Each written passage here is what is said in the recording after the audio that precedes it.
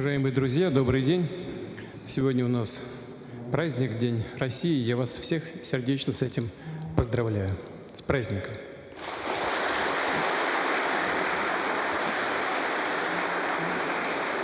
И как обычно, в этот день у нас проходят мероприятия, связанные с присвоением званий Героев Труда. Происходит награждение лауреатов государственных премий в самых разных номинациях и в области искусства, образования, в области современных технологий, науки. И вот после этого мероприятия только что я отдельно встретился с известным публицистом, писателем, общественным деятелем Прохановым Александром Андреевичем. Он человек думающий, философский склад ума. Он сказал очень интересные вещи, которыми я хотел бы с вами поделиться. Он говорит: знаете, в чем заключается основная идея сегодняшнего дня для России? Я говорю: любопытно. В бессмертии. И, может быть, это имеет отношение не только к сегодняшнему дню, а вообще к России. Бессмертие русского народа и России, многонационального народа России и нашей общей государственности тысячелетней. Страна наша время от времени проходит через очень тяжелые испытания. А бессмертие это выражается в победах нашей страны. В этой связи хотел бы отметить, что путь к этой или к этим победам прокладывают именно такие люди, как вы и ваши товарищи по оружию, которые сейчас, вы знаете это лучше, чем кто-либо другой, прямо в эти секунды исполняют свой долг перед Родиной на линии боевого соприкосновения, на фронте. Мне очень хотелось, когда мы организовывали эту программу, чтобы она создавала условия для того, чтобы не по названию, а по сути сегодняшний день, да и завтрашний день страны был связан с такими людьми, как вы, чтобы это было ваше время. Поэтому и назвали программу «Время героев». Дело даже, хочу подчеркнуть, дело даже не в формальном награждении многих из вас звездой Героя России и не в формальном наличии этой звезды у здесь присутствующих, либо ваших товарищей, которых нет сейчас в этом зале. Дело не в этом, а дело в том, что, по моему глубокому убеждению, я тоже говорил уже об этом, люди, которые сознательно сделали выбор служения Отечеству, и через это добиваются своего личного успеха, вот эти люди должны по мере своих амбиций и по мере своей подготовки и желания, способностей постепенно в разных сферах, в разных направлениях деятельности занимать определенные позиции и с этих позиций реализовывать свои, в самом лучшем смысле этого слова, государственные и личные амбиции. Через два потока этой площадки, программы проходит 65 тысяч человек. Во всяком случае, было подано 65 тысяч заявок. И само по себе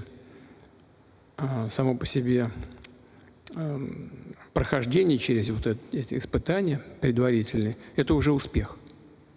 И я хочу вас с этим поздравить. Это реальный успех. Поздравляю вас.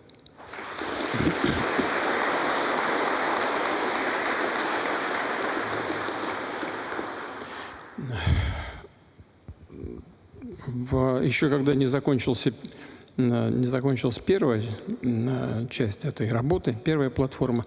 Уже, по-моему, из 83 45 человек уже были назначены на разные должности. Но в этой связи хотел бы вот что еще отметить. Это не награда, это не какая-то привилегия учиться и потом получать какие-то места там руководящие. Это еще одна возможность продолжить служение Отечеству. Ну, для кого-то в новых системах, на новом месте, совершенно, может быть, не связанных с ранее полученным опытом и родом деятельности. Но это возможность дальше и себя реализовывать, и Родине послужить. Вы знаете, что подготовкой на этой площадке занимаются не только высококвалифицированные преподаватели, специалисты, но и члены правительства, региональных органов власти, эксперты самого высокого уровня.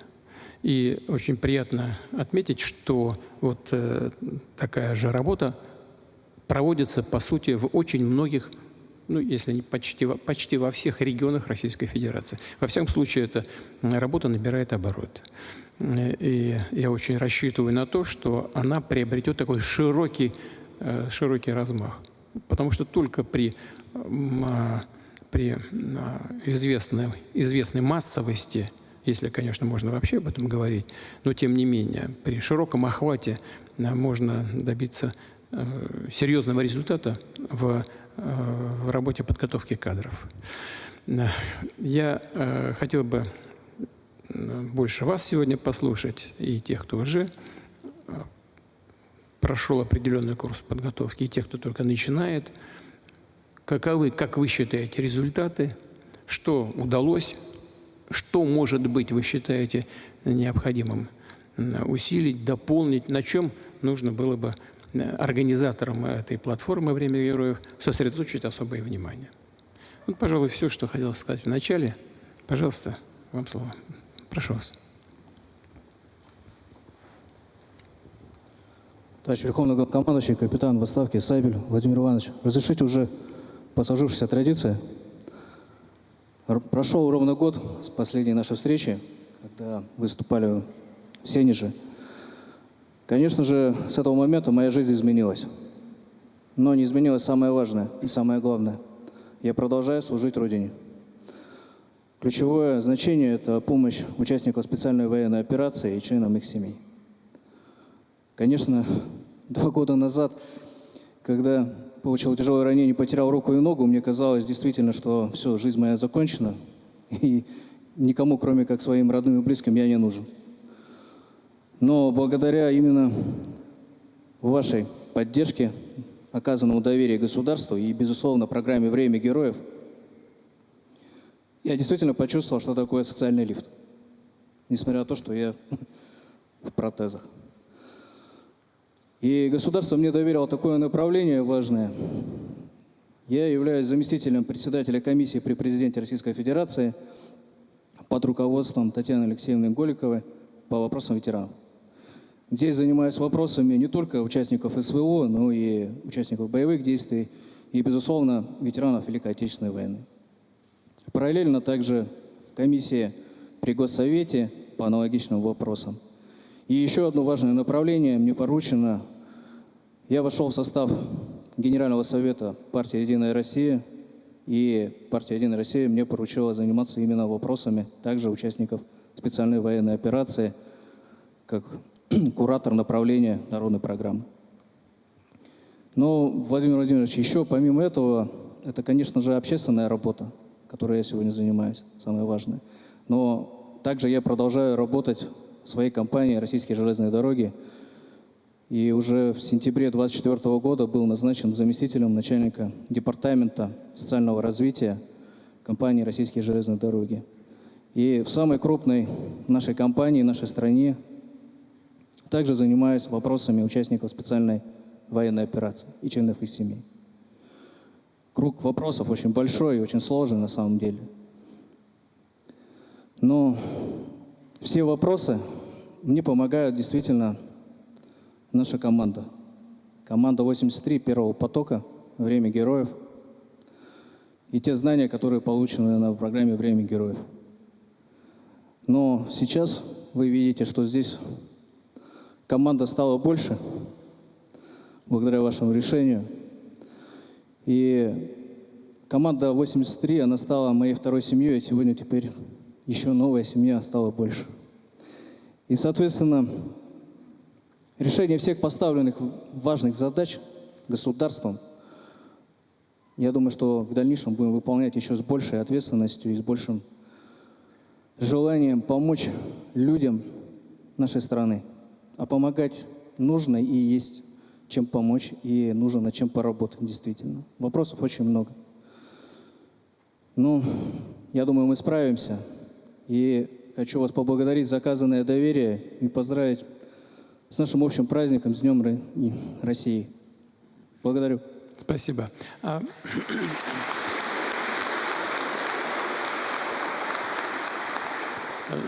Сколько сейчас у вас в департаменте работает сотрудников? Порядка 60 человек. 60? Угу. А подопечных, наверное, где-то за 1 миллион, да?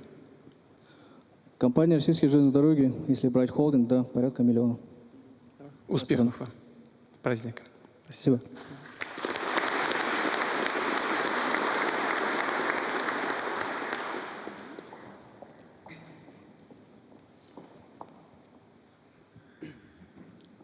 Товарищ Верховный Главнокомандующий, капитан Спаняков.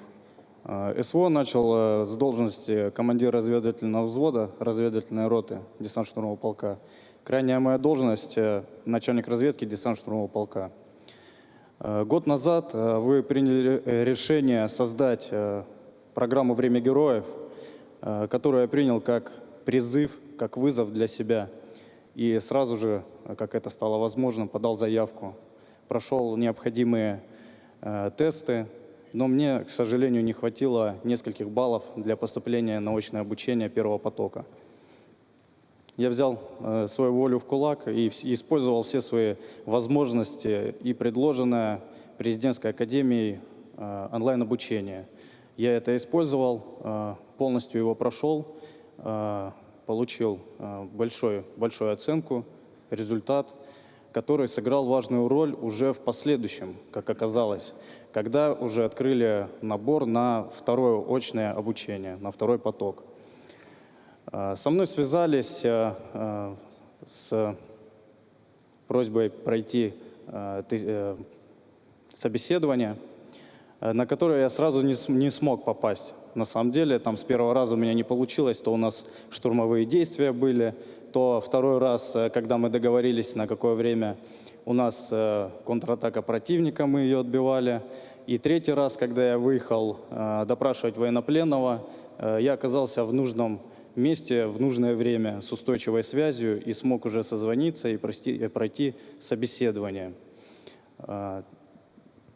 Обратил внимание, что у нас участники «Время героев», все люди семейные, у каждого есть семья, дети. У меня нет, я пока что холост. И я задумался, как вот герой России, он должен быть образцом, а он холостой. Вот сейчас только после нашей встречи я буду встречаться с одним из ваших товарищей по оружию. Я в разговоре по телефону с ним где-то полгода назад спросил: вы женат? Он говорит: нет. Я говорю: надо жениться.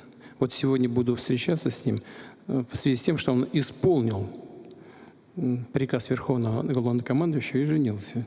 Вот встреча сегодня и с ним, и с его избранницей.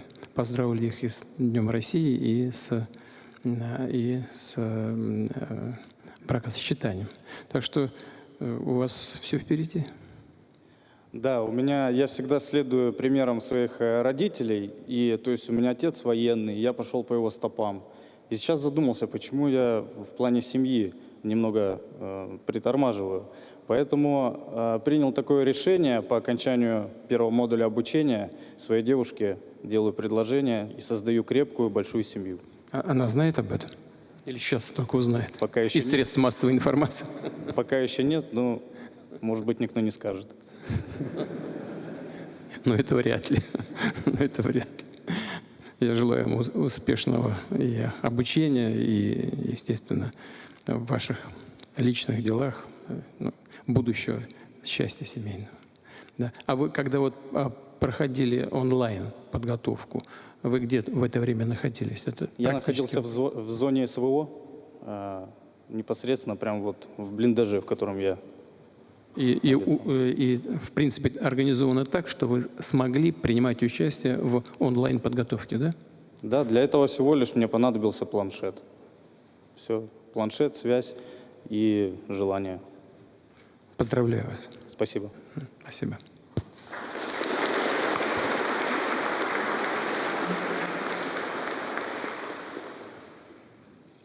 Здравия желаю, товарищ Верховный Главнокомандующий. Уважаемый Владимир Владимирович, генерал-майор Курилкин Тимур Викторович, командир 9-й отдельной мотострелковой бригады. Я знаю, мы с Валерием Васильевичем говорили на ваш счет и насчет вот вашего товарища боевого. Так получилось то, что в этом конфликте я с первых дней прошел от добровольца до командира бригады. И тот боевой опыт, который я получил, это большой опыт, потому что сейчас, на данный момент, каждый командир, он является как и IT-специалистом, так и получается то, что мы еще создаем собственные лаборатории. Вот. И с этим комплектом знаний я теперь в вашей команде. Вы с первого дня участия в СВО в моей команде. Мы все одна команда. Вот. Что хотелось бы сказать по поводу школы «Время героев». Это такой огромный проект, на котором мы уже вот неделю, а с нами общались такие большие спикеры, как Лавров, Собянин, Хуснуллин, Соловьев. И самое главное то, что я никогда не предполагал себе то, что они меня будут чему-то учить, а у них есть чему поучиться. Действительно, это очень хороший и большой проект. Хотелось бы вас поблагодарить в первую очередь за то, что вы дали возможность мне участвовать в этом проекте и всем нам. Мы ваша одна большая команда, и мы вас не подведем. Я всю весь Мариуполь прошел со словами одними, то, что и везде на камерах, там, то, что есть такая профессия выполнять приказы Верховного Главнокомандующего. Я также продолжу выполнять все ваши приказы и указы. Я вас искренне поздравляю с тем, что вы прошли, да, вот этот отбор.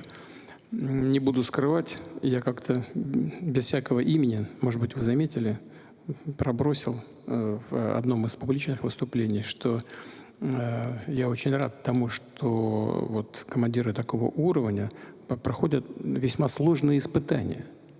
Это говорит о изменении за последние годы на качество кадрового состава вооруженных сил Российской Федерации. И вот вы и многие, практически все, кто здесь находится, лучшее тому подтверждение. Вот я искренне рад за вас и желаю вам успехов. Спасибо.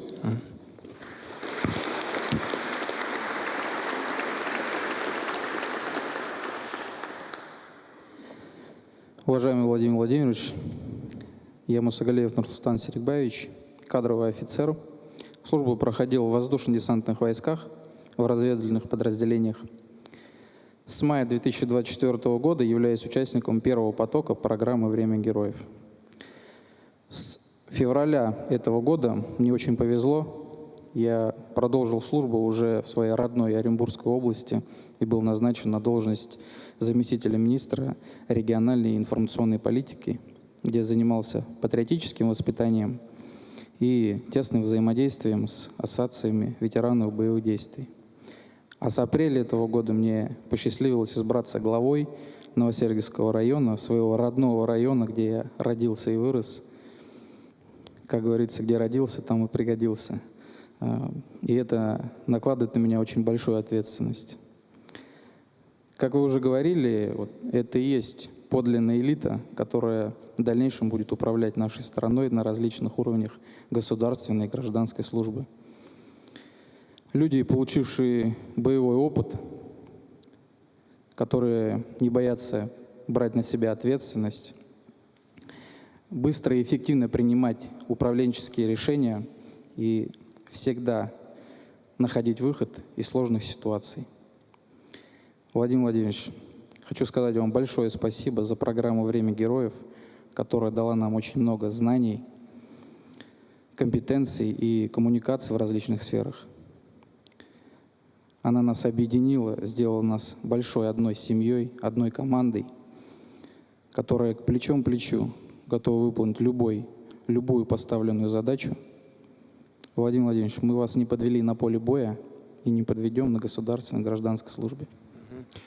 Я уверен, что так оно и будет. Именно из этого исходил, что люди, которые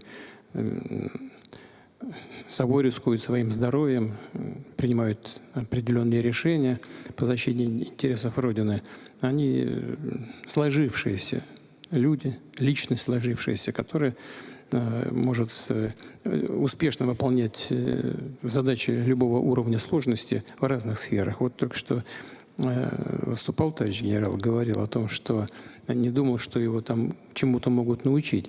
Но дело в чем? Дело в том, что жизнь, она очень многообразна. А вам и нужны знания из разных сфер. И да, вы стали профессионалом в военном деле, безусловно. Иначе бы и героем не стали. Иначе бы не прошли испытания соответствующие. Но вот сейчас, когда вы будете работать на гражданке, вы правильно сказали, здесь очень важно отвечать на запросы людей, которые оказали вам доверие. Это огромная ответственность, просто колоссальная. И вот уровень муниципального управления, он может быть самый сложный, потому что ближе всего к людям. Это как начальник, как командир взвода, совсем рядом с людьми, совсем рядом. И они же вам доверили очень многие вещи, от которых зависит качество их жизни.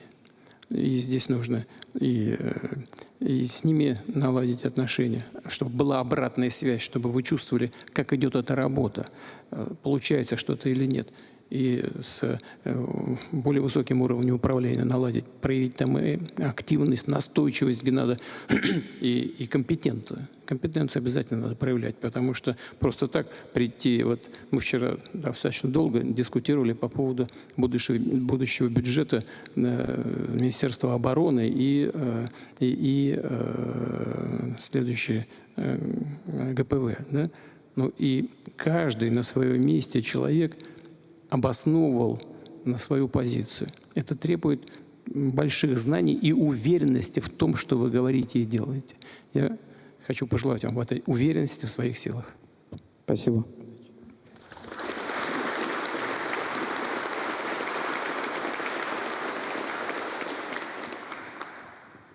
Уважаемый Владимир Владимирович, капитан Еремин. Сам я из семьи военнослужащих, отец военный пенсионер, родной брат, кадровый офицер, участник специальной военной операции, и двоюродный брат пропал без вести во время специальной военной операции. После школы поступил в Рязанское воздушное командное училище. По выпуску распределился в бригаду специального назначения. И с первых дней принимаю участие в специальной военной операции. Находясь на параде в 2024 году на Красной площади, от своих товарищей узнал про программу «Время героев» и решил подать заявку. После этого узнал то, что на первом потоке обучается мой однокурсник, с кем мы служили в одном взводе и обучались военному делу, капитан Мусыгалеев. Затем поехал дальше выполнять свои мероприятия, специальные разведывательные задачи. И мне пришел вызов, когда я был на выполнении задачи. Я доложил командиру то, что нужно выехать в город Донецк и пройти тестирование. И они мне дали такую возможность. Владимир Владимирович, хочу поблагодарить вас за то, что вы сделали для нас, для нашей страны и для нашего народа. А также то, что вы даете шанс офицерам и военнослужащим специальной военной операции реализовать себя не только в военном деле, но и на гражданской службе. Владимир Владимирович, мы вас не подведем. Не сомневаюсь, спасибо. Вот сейчас...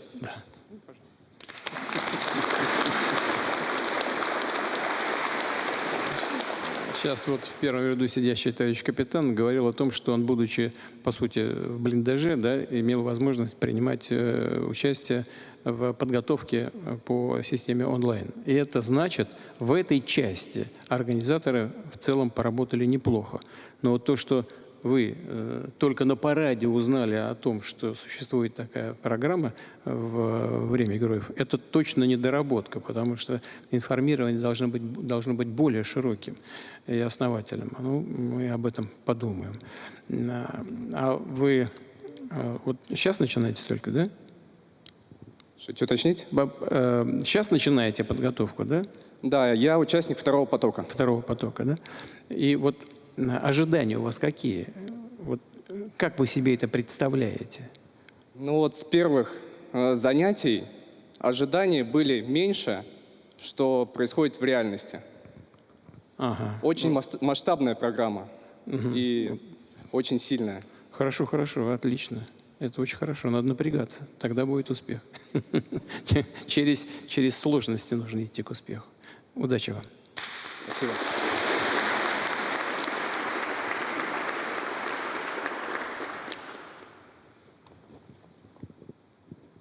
Здравия желаю, товарищ Верховный Главнокомандующий. Майор Юргин, военной деятельности, командир штурмового отряда. Родом из республики Саха-Якутия. Свою первую стажировку я У вас там прошел... много специалистов по ножам, я так понимаю, по боевому искусству. Так точно. Первую свою стажировку я прошел на любимой малой родине, правительстве республики Саха-Якутия, и где мне в дальнейшем сделал предложение глава республики занять должность министра по делам молодежи и социальным коммуникациям. Скажу честно, я проработал мало, но за этот период времени была проделана огромная работа. Это создание молодежного центра, первого молодежного центра «Патриот». И огромная работа велась по патриотическому воспитанию и дополнительно к этому сопровождение психологическое участников специальной военной операции и их семей и участие в создании кадровой программы «Якутия. Земля героев». В дальнейшем мне было предложено министром просвещения занять должность директора департамента государственной политики в сфере воспитания, дополнительного образования и детского отдыха. И сейчас перед министерством стоит большая задача в плане воспитательной работы, именно патриотической работы совместно с движением первых, с Росдетцентром, советниками по воспитанию. Ну и, конечно же, оптимизация доступного и безопасного, качественного детского отдыха. Ведь сейчас идет борьба за разум нашей молодежи и наших детей. И сейчас ту работу, которую мы проводим непосредственно там в министерстве, на местах, это будущий результат, то, что будет послезавтра. И хотелось бы рассказать про программу «Время героев». Когда мы находились на Северном полюсе, причем на единственном в мире атомной ледокольной флотилии, в то время, когда мы стояли, грубо говоря, на вершине всего мира, и ты чувствуешь ту мощь, силу нашей необъятной великой Родины. И, уважаемый Владимир Владимирович, пользуясь случаем, хотелось поблагодарить вас за организацию этой программы и непосредственно всех тех, кто нам помогает, всех тех организаторов, наставников, крутых ведущих спикеров. С такими людьми ты понимаешь, что ты растешь, и благодаря таким людям ты понимаешь, что Россия является страной возможностей. И, конечно же, для нас, для всех нас, для первого и второго потока, программа «Время героев» — это прежде всего одна большая семья, это эмоции, это вера людей, надежда в нас, именно от людей. Когда я был министром, ко мне вот каждый день был личный прием граждан. И люди верят в нас. Люди чувствуют эту поддержку, и вопросы приходилось решать даже не касающиеся молодежной политики. И вот это внимание, оно дорогого стоит. Это есть тот долг, та честь офицерская, за которой стоит бороться, стоит жить. И, конечно же, не могу сказать про программу «Время героев», не добавить то, что все здесь участники, непосредственно это те люди, которые готовы выносить свое сердце вперед. И если будут такие задачи, мы это уже не раз делали, и готовы поставить на алтарь свою жизнь. Спасибо. Спасибо вам.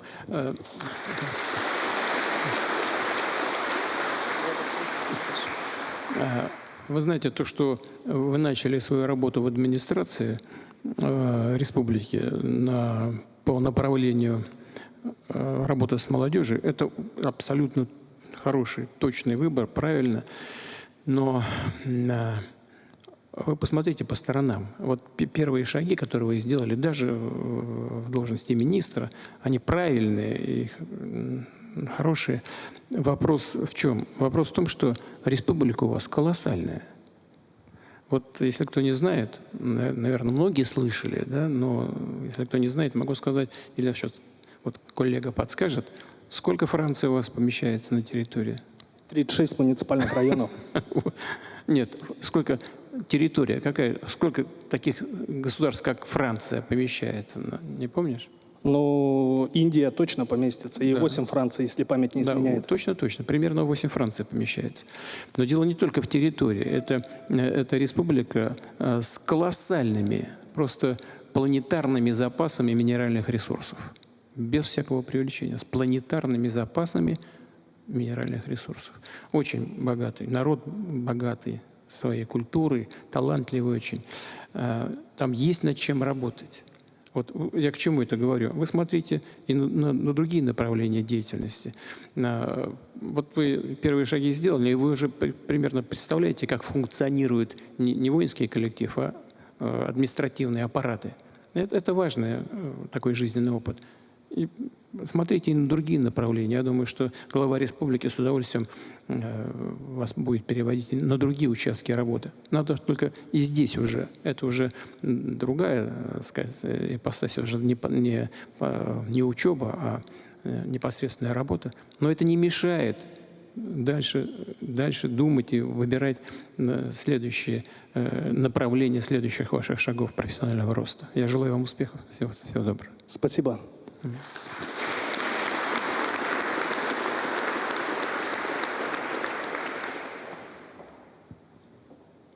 Уважаемый Владимир Владимирович, уважаемый товарищ Верховный Главнокомандующий, лейтенант медицинской службы Демина Ираида Алексеевна, врач-анестезиолог, реаниматолог. Выражаю огромную благодарность за то, что я стала участником программы «Время героев». Для меня это огромная ответственность, очень большая неожиданность и невероятная ответственность. В мирной жизни я была врачом, специалистом, врачом-анестезиологом, реаниматологом, училась и работала в Москве. Но когда началась специальная военная операция, я осознала духовный смысл этой войны. Я поняла, что это война священная, что это война освобождения, что мы воюем за истину, за правду, за Бога, что мы воюем против фашистской нечистой силой. И я поняла, что я не могу оставаться в мирной жизни, и решила вступить в ряды вооруженных сил и продолжить служить Отечеству, стать защитником Отечества. Поступив на службу в армию, я оказывала круглосуточную анестезиолого-реанимационную помощь тяжело раненым военнослужащим в Харьковском направлении. Это были тяжело раненые бойцы, у которых жизнь висела на волоске. Но нам, бригадой врачей, медсестер, удавалось их стабилизировать и вернуть в жизнь. Но за период этой службы я стала задумываться более глубоко об этих духовных смыслах, о том, как помочь нашим военнослужащим обрести в себе духовно-нравственные основы этого служения. Я вступила в сестричество милосердия Русской Православной Церкви и стала развивать в себе эту идею. Я пришла к выводу, что для того, чтобы мы победили, главным критерием победы является нравственная чистота, вооруженных сил, армии, сотрудников, и также нравственная чистота жизни нашего народа в стране. И поэтому я решила встать и на защиту духовно-нравственных ценностей, защиту идеологии России и развивать это на государственном уровне. Также в вооруженных силах со мной произошло радостное событие. Я встретила родственную душу, единомышленника и создала семью.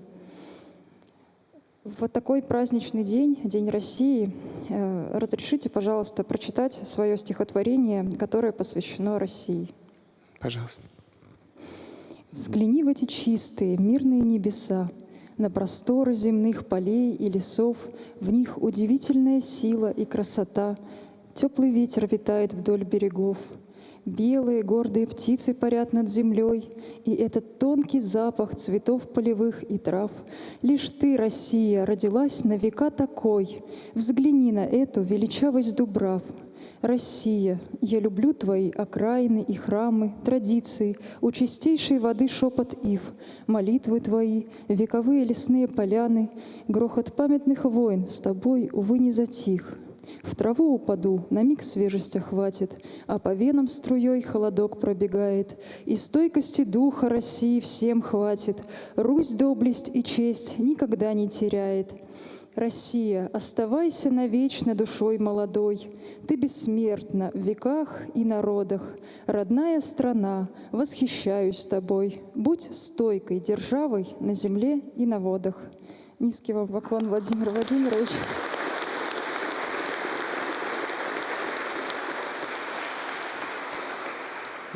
А ваш избранник, он чем занимается? Военнослужащий. Да. Вместе с вами служит? Да, мы служили в одном подразделении, потом я уехала сюда. Понятно. Мы вас поздравляем с этим событием в вашей жизни. Спасибо большое. Вот, вы знаете, вы сейчас сказали очень такую интересную вещь. Многие, наверное, согласятся с тем, что, как я это воспринимаю, вы сказали, совершенно неожиданно для меня я вот прошла через этот отбор. Да? Вы знаете, очень многие люди, не столкнувшись с каким-то вызовом, и не оценивают своего потенциала, а столкнувшись, не только проходят через определенные испытания, но и оказавшись на определенном уровне компетенции, развивают эти компетенции дальше. Это говорит о том, что вы человек талантливый, что проявляется, кстати говоря, и в стихах. Искренне желаю вам и семейного счастья, и в вашем творчестве всего самого доброго. Ну и надеюсь, что и эта подготовка в рамках платформы, на которой вы оказались, тоже внесет свой существенный вклад в ваш дальнейший творческий и профессиональный рост. Успехов вам. Всего хорошего. Большое. Спасибо.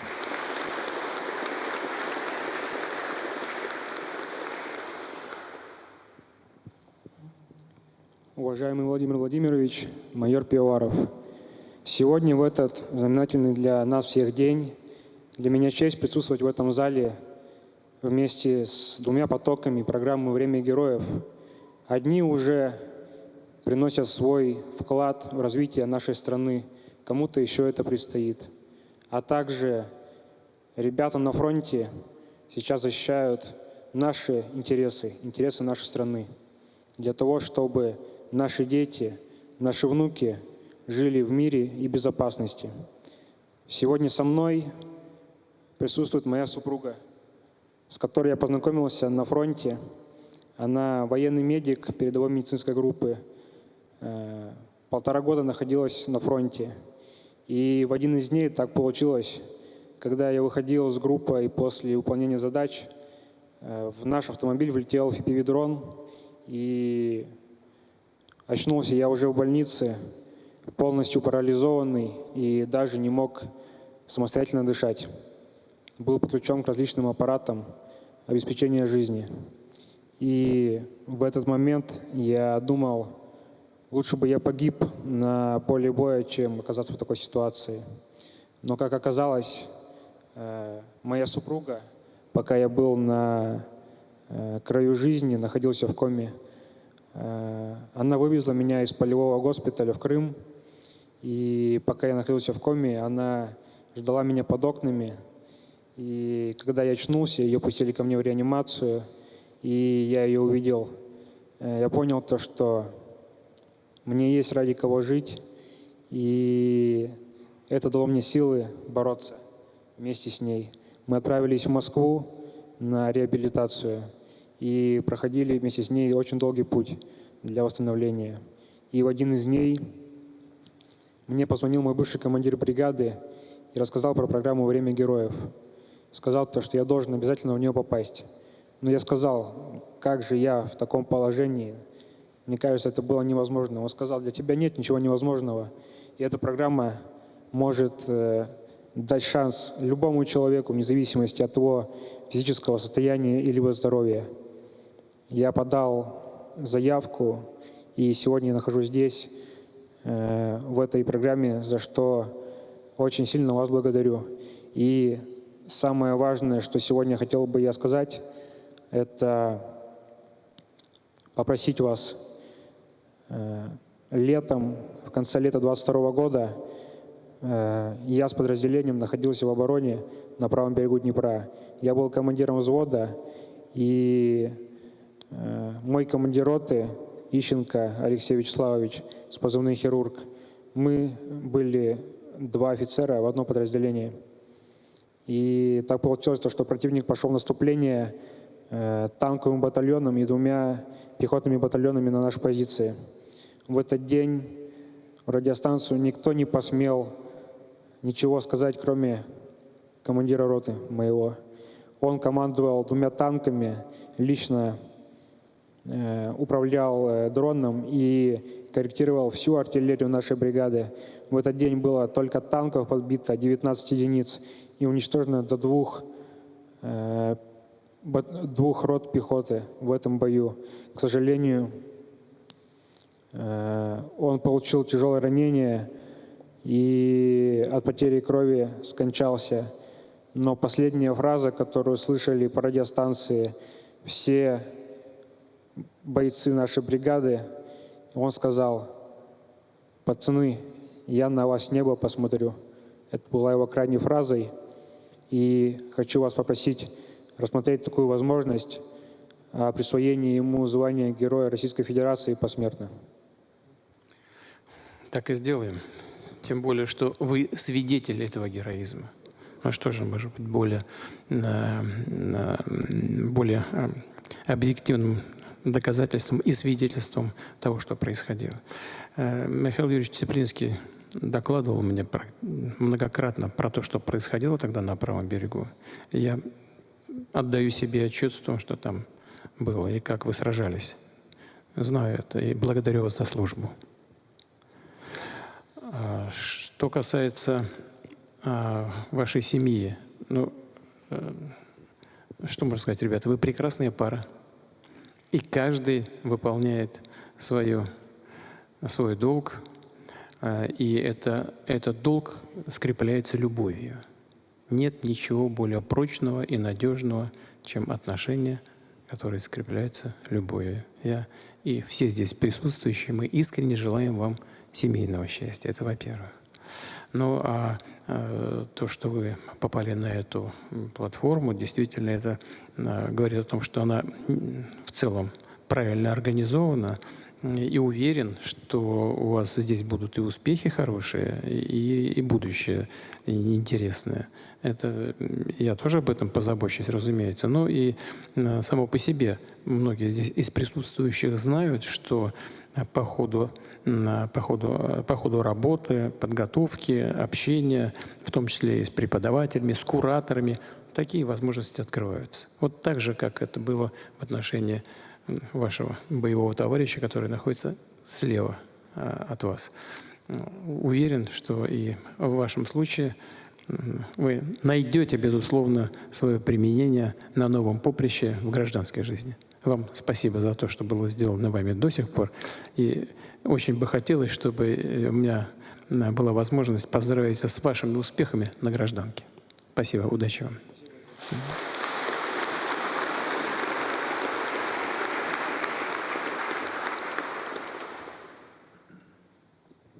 Разрешите, Владимир Владимирович? Евгений Первышов. Вспоминаю нашу прошлую встречу. И, конечно, для меня это был поворотный момент в моей жизни, Владимир Владимирович. Ваши слова, что для меня будет предложение. И в первую очередь, конечно, огромные слова благодарности. Из Краснодара? Так точно. Теперь с Тамбова, Владимир Владимирович. Да, и огромные слова благодарности. И, конечно, перед лицом товарища, перед вами обещаю, что максимально постараюсь выполнить поставленные вами задачи. И когда я говорил о поворотном моменте, я уверен, что такой же поворотный момент случится и с присутствующими здесь ребятами. Но не только с ними. Но, наверное, я хочу сказать, и для страны сейчас происходит поворотный момент. Потому что страна получает надежных, проверенных, а еще благодаря программе «Время героев» и обученных ребят, которые завтра уже будут непосредственно работать на государственной либо муниципальной службе. Я сам продолжаю учиться, потому что для меня это важно. Страна не стоит на месте, она активно развивается. И, конечно, те новые практики, новые подходы, новые компетенции, о чем вы сказали, я сегодня уже применяю непосредственно в своей работе на Тамбовской области. И один из аспектов очень важный – это реализация в том числе и программы «Герои Тамбовщины». Мне в этом помогают два моих сокурсника, которые проходят обучение здесь по первому потоку. Они тамбовчане, поэтому у меня такая команда уже складывается, хорошая в Тамбовской области. И штурмовая группа. Можно так сказать. Владимир Владимирович, много работы, она очень интересная. И, пользуясь случаем, сегодня в Тамбове, в городе Тамбове, празднуется День города. Он совпадает с Днем России. И когда все узнали, что я уезжаю сюда, конечно же, все хотели и сказали мне обязательно: поздравь Владимира Владимировича с нашим праздником национальным Днем России, пожелать вам счастья, здоровья. Ну и, конечно же, еще раз отметить, что Тамбов – это теперь для меня родной город. Я в нем начинаю трудиться, работать, созидать на благо нашей Родины. Спасибо. Все, что вы сказали, только подтверждает те тезисы, которые я тоже сформулировал в ходе нашей сегодняшней беседы. Но я, безусловно, так же, как всем остальным, желаю вам успехов в этом новом качестве. Сколько сейчас жителей в Тамбове? 950 тысяч. Ну, нет, в Тамбове чуть меньше 300, а в области 950 тысяч. Почти миллионный субъект федерации.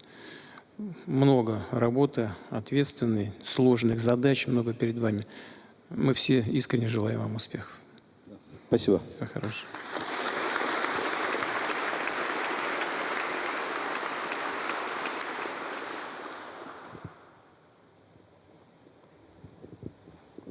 Уважаемый Владимир Владимирович, подполковник Орлов Артур Валерьевич, специальная военная операция, командир танкового батальона, а сегодня председатель движения первых. В сентябре 2024 года в моей жизни началась новая история. Вы доверили мне самое дорогое в нашей жизни, в нашей стране. Это детей. Сегодня у меня их более 10 миллионов детишек, за которых я несу ответственность. Наши дети уникальны. Нам, взрослым, надо просто научиться правильно их слушать, делать все вместе с ними, но не вместо них. Сложно ли нам было адаптироваться? Нет. Наши дети мотивируют. Их энергия, обратная связь, их идеи, предложения, они действительно заряжают, поднимают боевой дух, особенно те письма, которые нам отправляли на фронт. Все, что сегодня делается для них, это очень важно, потому что будущее страны именно в детях. Что у нас сегодня? Наши друзья, наши коллеги. Мы сделаем все возможное и невозможное, чтобы наши дети раскрыли свой потенциал, достигли пика высот, желаемых результатов, а их мечты сбылись. И сегодня я проехал 59 субъектов, и дети очень часто обращаются, говорят, при первой возможности можете передать привет нашему президенту. И хотел бы вас поблагодарить, сказать вам огромнейшее спасибо. То, что вы делаете во благо наших детей, нашего подрастающего поколения. Спасибо вам большое.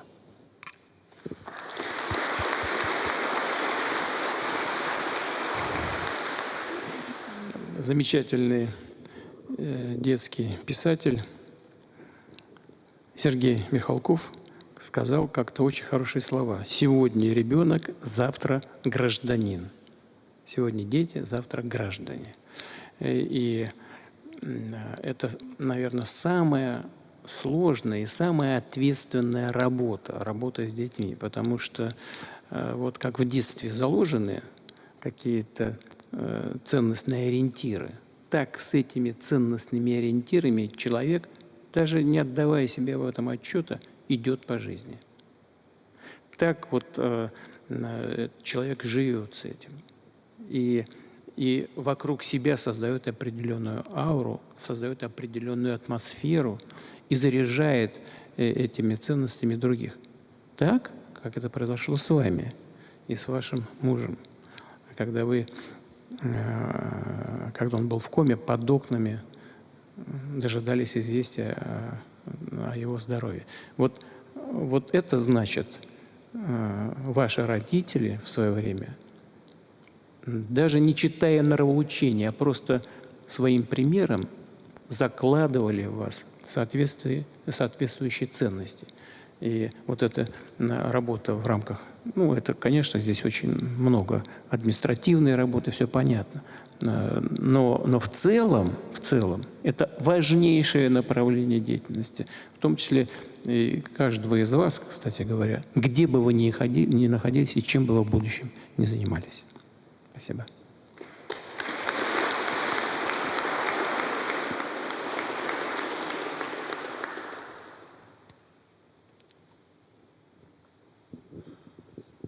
Товарищ Верховный Главнокомандующий, участник первого потока федеральной программы «Время героев» гвардии майор Диденко. 24 февраля этого года я назначен на должность главного советника управления президента Российской Федерации по вопросам мониторинга и анализа социальных процессов. Я благодарю вас за доверие.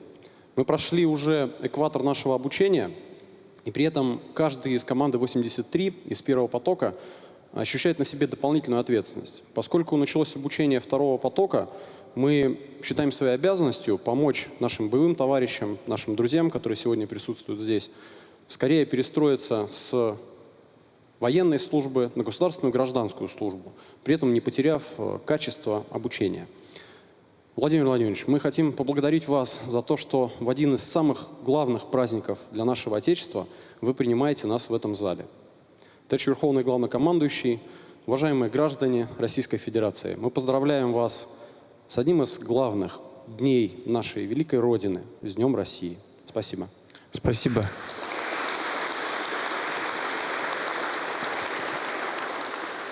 И поскольку вы работаете в администрации президента Российской Федерации, я искренне желаю вам успехов.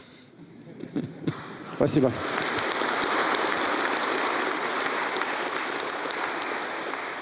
Поскольку ваши успехи – это и мои тоже. Так, ну что, будем завершать, наверное? Или кто-то хочет что-то добавить? Пожалуйста. Да, прошу вас.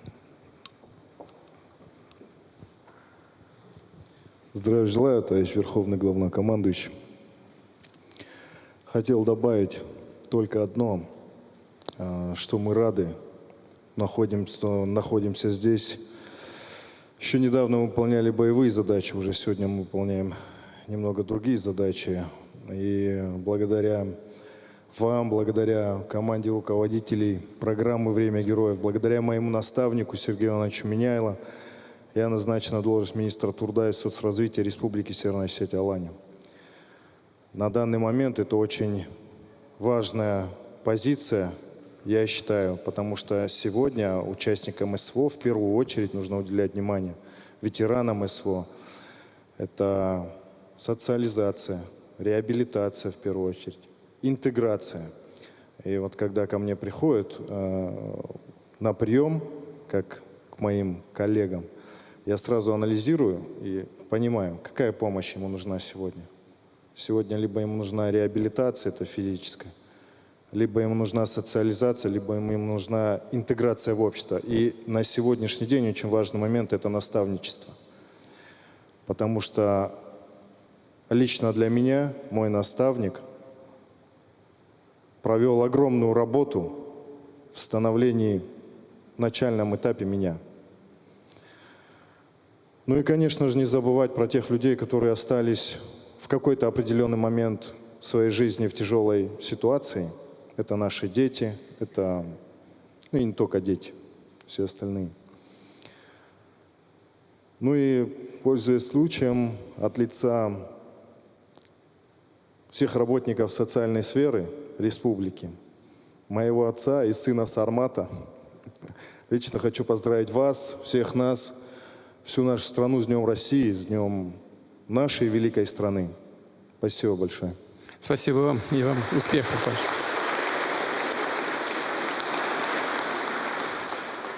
Спасибо. Вот здесь медицинский работник, сегодня военный медицинский работник и человек с творческими началами, прочитал нам свои стихи, спасибо большое. И она сказала о духовных смыслах. Я хотел бы закончить нашу встречу тем, с чего начал. Вот тем, о чем мы говорили с писателем Прохановым Александром Андреевичем. Действительно, смысл сегодняшнего дня в бессмертии русского народа, всех народов нашей многонациональной страны и нашего государства, нашей Родины, России. А путь к этому бессмертию лежит через победы, которые прокладываете вы и ваши боевые товарищи. Поэтому предлагаю, во-первых, я желаю всем вам успеха и будем всячески добиваться того, чтобы он у вас был. А во-вторых, отмечая сегодня праздник, День России, давайте вспомним про тех ребят, которые сейчас находятся на линии боевого соприкосновения, на фронте. И в их честь, как это нередко бывает в военных коллективах, именно в их честь, так, чтобы они услышали нас из Кремля. Встанем и трехкратное «Ура!» военное в их честь. Раз, два, три.